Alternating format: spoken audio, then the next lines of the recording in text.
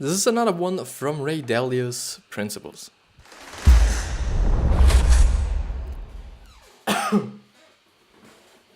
So hello and welcome back to the next episode of the Self-Development with Tactics fucking podcast. And as always, why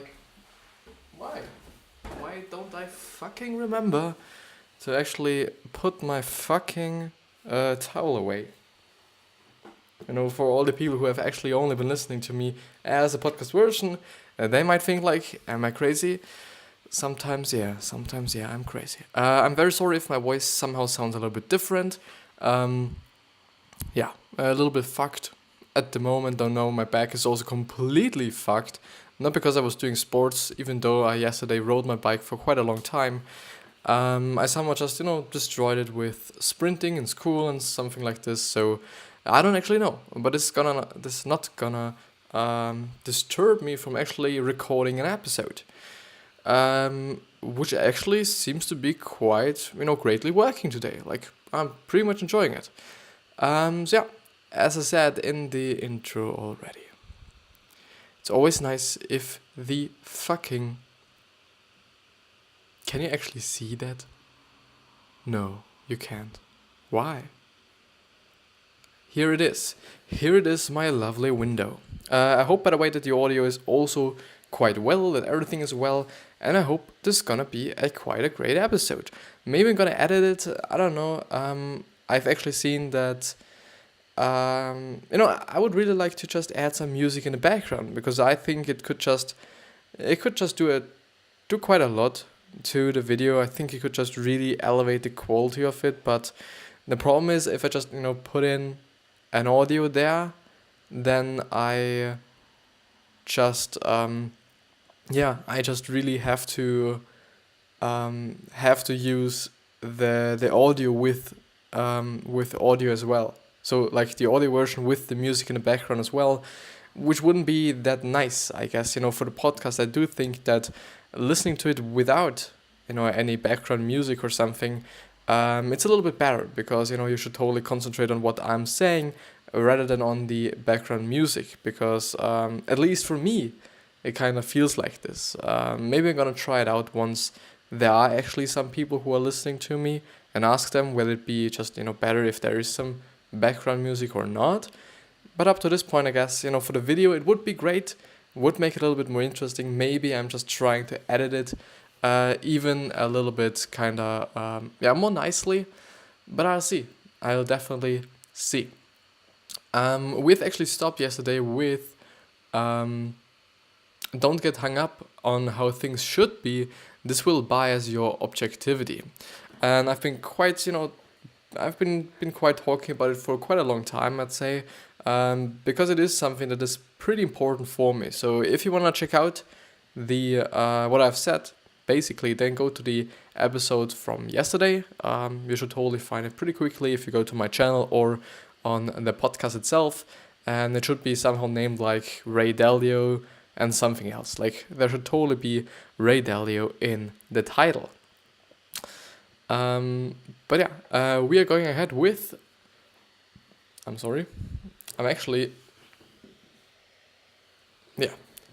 this is a little bit nicer. Yeah.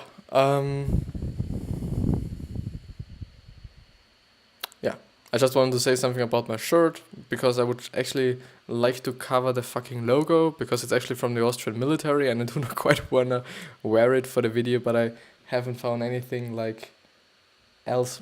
Wait a minute.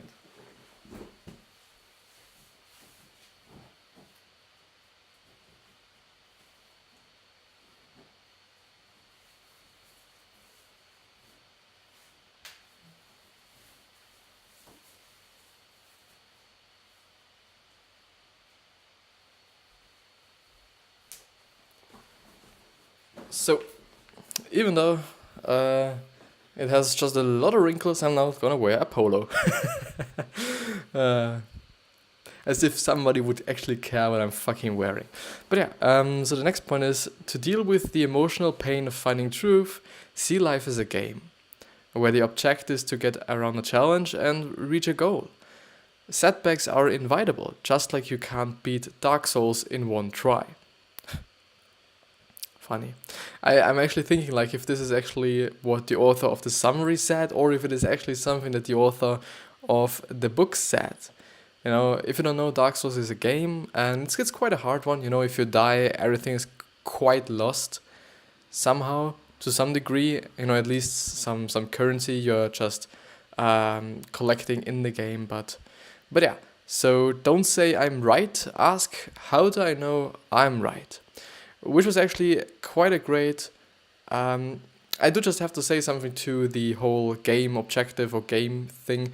I would say that it definitely makes sense if you're viewing life as a game, because it just takes a lot of pressure off of you. Like if you really think about it as like, okay, it's just a game, it's just testing my abilities, it's just testing whether I'm good at this or not good at this and whatsoever. It is just, it's just really taking a lot of pressure off of you. Like, I don't know, maybe it's just, how I feel. So this would actually be nice. Just comment down below or write me a DM or something. Would be just very, very, very interesting. That's everything I actually want to say. And the next thing is, don't say I'm right. Ask, how do I know I'm right? And I totally also think that this is quite a great one, because how do you know that you're right? Like, for sure, you might be just kind of debating with yourself in your fucking head. This could actually be the case, but just ask yourself. And I do think this is just a part of actually reflecting more on what you're saying and more on what you're doing, which in general I pretty much enjoy, and I pretty much would suggest to a lot of people, because I kind of feel like we often, or at least just pretty young people often do some things that aren't quite right. Like, I've actually done a post on it after I've seen that some small kids, I think they were somehow 12, 13, something like this, they had been joking about a black passenger in a train. And this really fucked me. Like, I don't get it. Like, racism is just the greatest bullshit. I quite understand it. Like, we all look different, and this could be just scary or what the fuck else. I somehow get it. Like, I can have, or I am showing this amount of empathy that I can actually somehow understand it. But why? Like, okay, some are just looking Chinese, somehow looking like just, I think they're Caucasian. No, it's not Caucasian, but it's, white. Some are just white, some are black. I do hope that is a political right expression, because I don't know, in Austria or in the German speaking languages, there is another expression which is totally like formal, and it's totally like, okay, not even touching anyone's personality, but I hope that's okay. But I just don't get it. Like, I'm white, someone's not white, that's fucking okay. Like, who cares? As long as the people are nice, and as long as the people don't fuck with you, what's the matter? Like, and the thing is, for sure, there are gonna be some black sheeps, but, there are totally a lot of white black sheeps. Doesn't have to be black, indeed, but I just don't get it. Like, I just don't get it. And they were joking like somehow, there's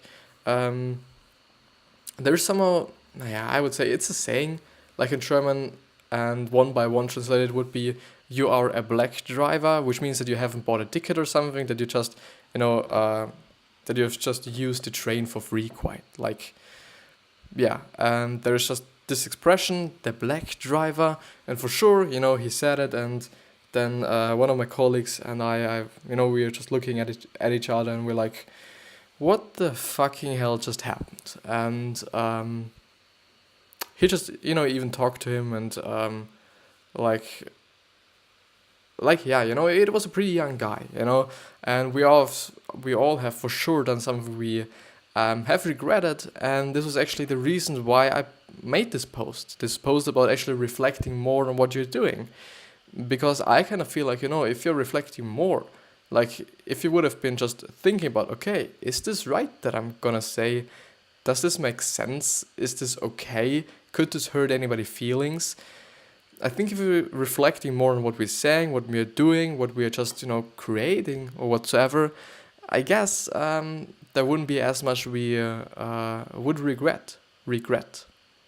But yeah, let's move on. So you can't be sure of anything. There are always risks that can hurt you badly, even in the safest looking bets. Always assume you're missing something. The two barriers to recognizing reality. The ego barrier, just a really, really great barrier. Like great in terms of not good, but just really, really fucking big. So the ego barrier, wanting to be capable and to be seen as such. We have underlying biological needs to be loved, to be important, to be praised, and fears of losing love, being irrelevant, and being criticized. That's actually true, even though just losing something is just more pain than the pleasure of gaining something is, which is actually scientifically proven somehow. I do not know how they've done it, but it is actually proven. And so I kind of feel like now, because it just, jumped into my mind, that it could also be the thing that actually losing love and just being criticized is just more pain than to gain love. Yeah, never mind. Don't know. So don't avoid pain, reflect on it and savor it. Actually great, actually just really true, I would say that you should really not avoid pain. I do somehow feel like, okay, no matter what pain it is, and it's totally not about physical pain, I guess. It's about just I wouldn't say psychological, because it just seems to be so tough and so like just strong or something. But yeah, like, pain is okay. Like, we can learn from these things. We can learn from a lot of things. You just have to think about it as, okay, I can learn something from that. And yeah, it's just about the perspective and just about how you see the things, how you see the world, how you see the bad words someone throws at your head. It's all about this, quite. So a common problem, especially among high achievers, is wanting to have the correct answers. School and parents tend to reinforce this. Yeah. This was something that I've been talking about in the last episode. So how I think school is somehow just manipulating us in a very, very bad way. So if you want to know, check out the other episode. Because it's actually gonna take me way too much time to actually recap that now, and I think I would just go on, because I haven't gone far in this fucking summary. If you value acting correctly, most of all, you shouldn't care if the right answer comes from you. That's totally true. So focus on finding the truth, not on being right. Makes sense. Blind spot barrier. Seeing the world through our own biased lenses. The example would be, some people see big pictures and miss small details, and some are linear thinkers and others are literal. You can't appreciate what you can't see any more than a colorblind person can grok what color is. Thus, two people who see the world very differently often end up arguing over who's right without understanding their own blind spots. The solution to both is radical open-mindedness, discussed below.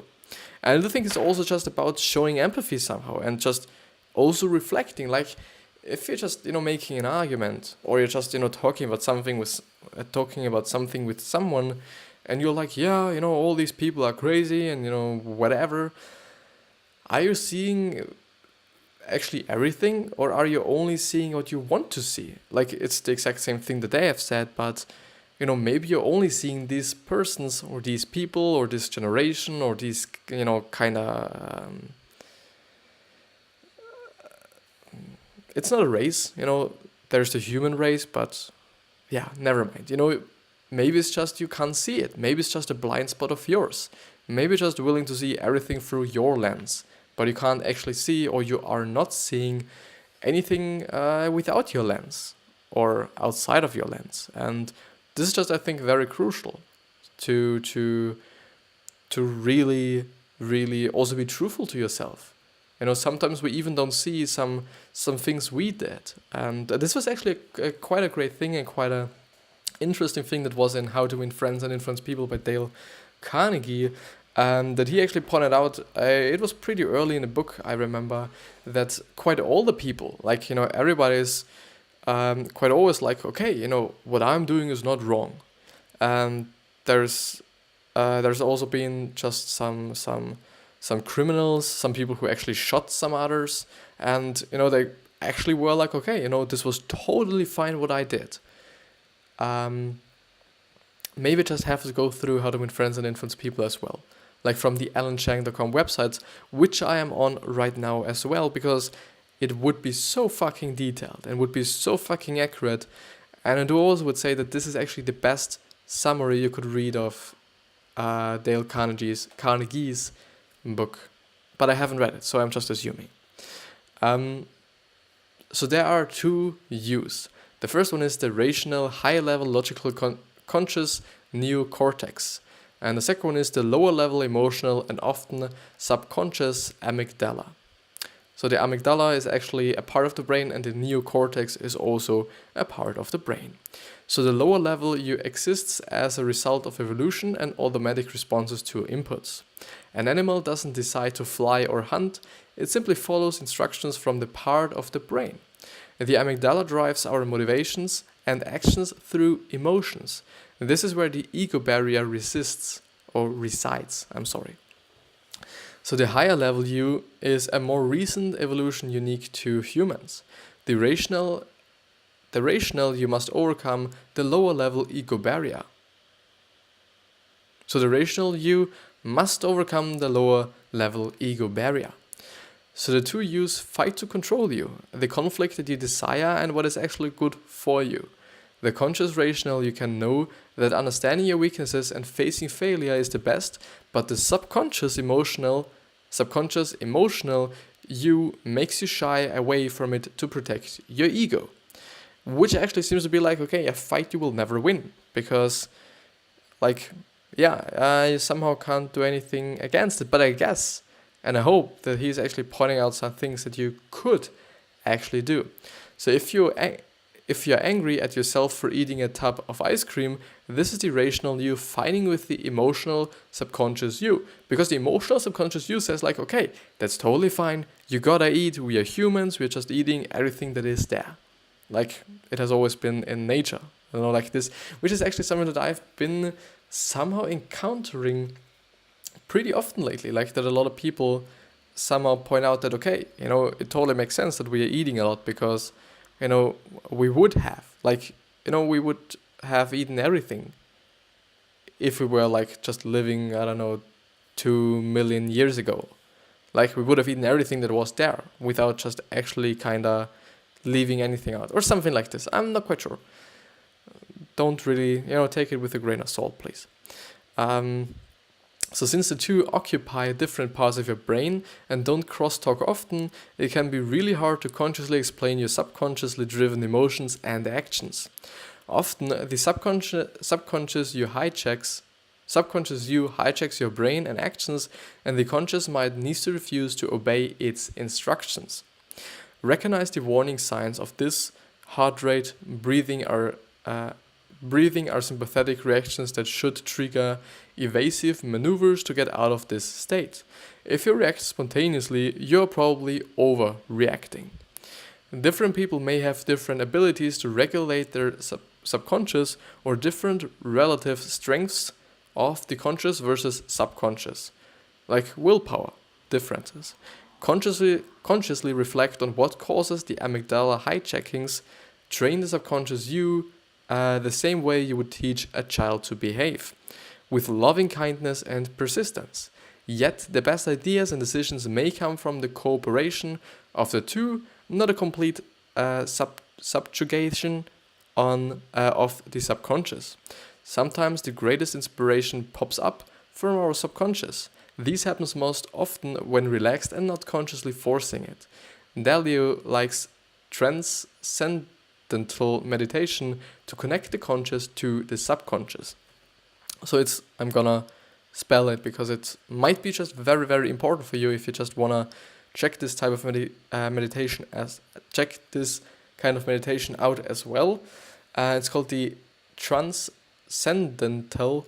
It is Transcendental. Meditation to connect the conscious to the subconscious. The conscious logical mind then examines the ideas. Funnily, when you talk to someone else, you're dealing with their two yous. So you can be having one of four conversations without realizing which one you're having. Like, the thing is, it's actually pretty funny. You could actually have 4 different somehow conversations with one person, because you have 2 yous, like, your conscious and your subconscious, and the other person also has two his or hers, which then adds up to 4. It's quite interesting. No wonder flare-ups and misunderstandings are so common. It definitely is. Like, communication, also because I've had some theory in communication in school. Communication is actually something that's so fucking complicated and so fucking tough to first of all understand, to model, in terms of actually just creating a graphical model of it, how it could work. It is really pretty amazing what these people did that actually somehow found out or did some models on that. But it totally makes sense also for me that there is gonna be some communication problems with a lot of people, whether it be because of the whole subconscious and conscious mind debate or kind of thing, or actually because some of us can't communicate correctly.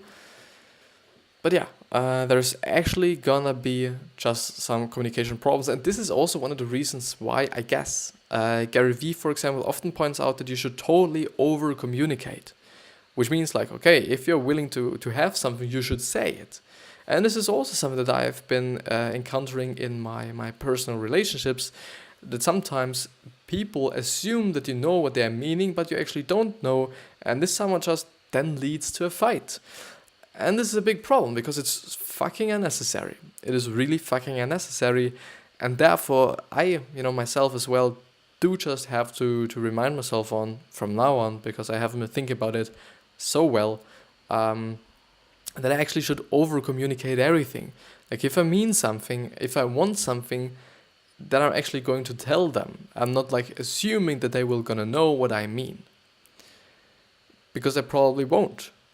Because in my head there's just totally some different structure and totally something different going on than in their head. First of all, and there are maybe way more factors, but over communication I think is a great strategy to somehow kind of reduce the amount of communication problems you're gonna have in your life, whether it be personal or business or whatever, professional or personal. So embrace your mistakes. Recognizing your mistakes and feeling the pain is critical to finding the truth. Here are concepts from Principles, Work and Life that help you rationalize past the ego barrier. Mistakes happen all the time, and it is more important to recognize and learn from them than to cover them up, which can exacerbate, which means aggravate or make or worsen the problems. Parents and schools overemphasize the value of having right answers all the fucking time. The best students in school tend to be worst at learning from mistakes. Just thinking about it. I'm gonna repeat this again. So the best students at school tend to be worst at learning from mistakes. Why? Why could this be the case? Maybe it's just because they never make any mistakes. Could it be the case? Or because they have been pretty successful in the system of school, which is actually also pretty dangerous, I would say. Because if you're good, and if you're let's say good, if you're good in the system of school, it does never ever mean that you're gonna be just good in the system of the world as well. And I don't know, like somehow I guess that a lot of people are just overrating school and school itself. I'm not talking about education. Education is just very very high on my list. I would say that I would really say that this is one of the most important things. Really, even though I do not know, like it is a debate in my head or in myself whether it is actually about having education, which is actually something that I then value, or actually just um, reflecting the world and then what you are doing somehow. Because the thing is, how should I explain it? It's pretty tough. Something that I seem to see, and because I'm actually somehow observing a lot of people subconsciously. I'm thinking about them. I'm just looking at how they're behaving and whatsoever, which is quite interesting. It is really interesting. Also, for example, in conversations, you can totally see a lot of things that are happening and some patterns and whatsoever. But I'm not thinking about someone who is dumb or something. I first of all somehow feel like people who are not having, or who didn't have such a high education, and they seem to be not as skeptical as others, as people with a low amount of education. Or well, it's tough. Like you can have the education in a certain in a certain area, but yeah, I don't know. It's pretty tough to explain what I'm meaning. Maybe I just make up my mind once again and just tell you somewhere. I think I'm gonna do this. So I somehow feel like that people with low education seem to have some parents that I do not think are great. Yeah, let's put it like this. This is quite accurate. So pain is okay. Or should I? I think I'm gonna let it be like this, because this is actually another. Or should I? No. So pain is okay. It's nature's reminder there's something to learn. Pain plus reflection is progress. The developer reflects for reflection on pain rather than avoiding it. When you make a mistake, relish the chance to get better rather than being ashamed about it. To gain strength, one has to push one's limits, which is painful. If you're not feeling pain, you're probably not being aggressive enough with your goals. People who embrace huge setbacks end up as happy or happier than they were before. Don't blame bad outcomes on anyone but yourself. Imagine criticizing your ski instructor for not shifting your weight properly. Actually, a pretty great way to end this episode, because it's severely, I don't even know what this fucking word means, but it's extremely important for me to actually only blame yourself. Some people even go that far to actually blame themselves for some things they do not practically shouldn't be blamed for, like for some some things like there's a car accident and you somehow got involved in a car accident, but you're not the one to blame, but you still blame yourself because you could have basically done something. Like if there's on a cross, never mind, you're just crashing with somebody, and he used to blame that that you somehow say like, okay, I could have been a lot faster or a lot slower, and then the whole just accident wouldn't have happened and whatsoever. I quite feel like there has to be some kind of a barrier between, okay, you blaming yourself for everything and you blaming yourself for the things that actually matter. And what actually, at least for me, matters is those things that are actually somehow important for your life, if I can say that like this. For example, like if something is happening and, for example, you writing a bad mark in school, you're not gonna blame your fucking teacher for, making such an incredibly tough exam or test. You're not actually gonna blame your schoolmates, something like this, or someone else, that you have gotten just a bad mark for it, whether it be the teacher, whether it be the other students who might not have helped you in the test or during the test to actually somehow cheat there. Don't blame them. Blame yourself for actually not learning anything for the fucking test, or just not reading good enough, or not, blame your fucking self. You're the one who's just written a bad mark. Or you're the one who's just fucked up. Nobody else but you. And this is something that I think is very, very important, to actually blame yourself. Because if you blame somebody else, you're giving them the power and them pretty much the chance to change somehow how you're feeling and how your world is. Because if you're being like, okay, it's the teacher's fault because the exam was fucking tough, then he has the power to actually change what marks you're gonna write or you're gonna have. Because you then basically have to really just wait until the fucking exam gets a little bit easier. Or however you're viewing it. But if you blame yourself, like, okay, I haven't learned enough, then you can just really easy the next time learn just more and you're gonna have a better mark. Or not, and then you see, okay, you have just been learning just way too less once again. But if you blame somebody else, you just have to wait for them to change something up, which is fucked up and which shouldn't be the case at my point of view. And I really like this thought and the whole explanation. But yeah, I think I got it somewhere. It wasn't basically my original idea, I guess. I'm not actually sure. Yeah, never mind.